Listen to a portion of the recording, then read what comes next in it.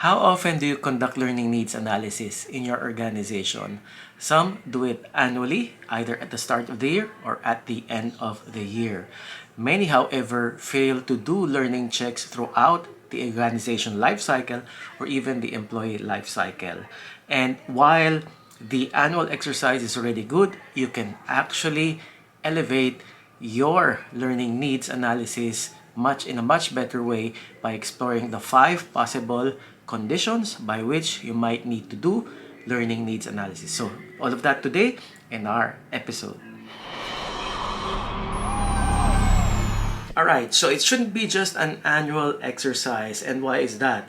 Well, think about it. During an employee's life cycle, many things can change, right? New responsibilities, new contexts, new challenges. Even for an organization, it doesn't stay the same the moment you do a learning needs analysis, either at the start or at the end of the year. So many things change.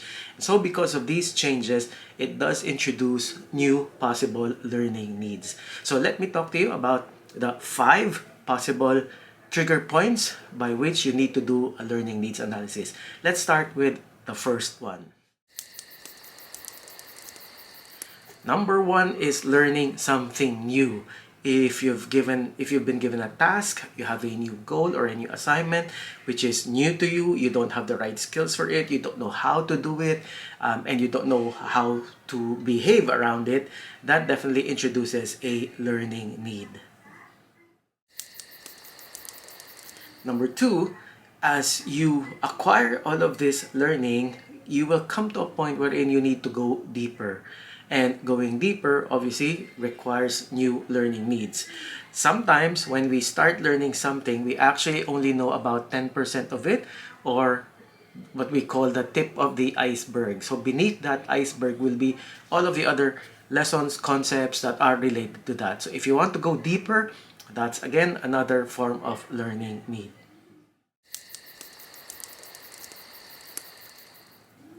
Number one and number two is actually the acquisition of learning. And I don't know about you, but it is possible that when you've learned something at a conceptual level, once you begin applying it, you find that you don't recognize it's not what you learned or how you saw it was going to be implemented. And when you're finally doing it, you're again lost. And what does that tell us? It's another learning need opportunity. How do we transfer the concept to a real-world application? That's level 3, or another condition by which you want to do a learning needs analysis. Number 4, life is full of surprises. So even as you've now converted or identified your learning need at the knowledge level, so you supplied that, and then you wanted to go deeper, you supplied that, then you're going to transfer what you know into something that you start doing, you supply that, you fulfill the learning need. It doesn't actually mean that it will be smooth sailing from then on. Why? Because there will be surprises that you will encounter along the way, and those might pose further learning needs. Like I didn't learn about this when I was being trained about this particular process. I'm not prepared for this kind of surprise, so how do I go about it?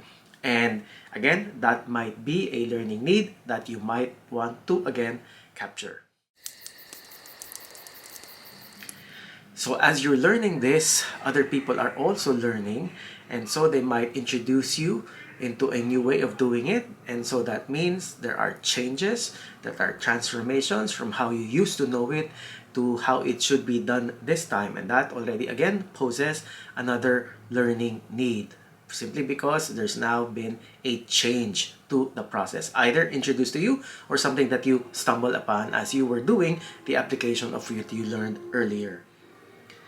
And there you go. Those are the 5 moments by which learning needs can happen within an employee's life cycle. So it's never really just an annual exercise, turns out, because any moment within the organization context, and again, the employee life cycle, many things can change. You need to learn something new, you might want to go deeper, or you want to transfer what you know to something that you do, or what you do, you encounter problems, or again, something new is introduced and everything changes. So every moment that we are in an organization, there will be key points wherein these learning needs will keep arising. So it's best that maybe as a leader or a manager that you're always abreast and cognizant of these possible changes or situations or circumstances that happen through or with your employee, and make sure you make those adjustments in addressing the learning needs. If you found this video helpful, make sure to hit the thumbs up button and also to subscribe, and make sure to share this episode with others who you think will also find value in learning that learning needs analysis is, after all, not just an annual exercise, but a constant exercise for every learning professional. Till next episode, thank you and have a great day.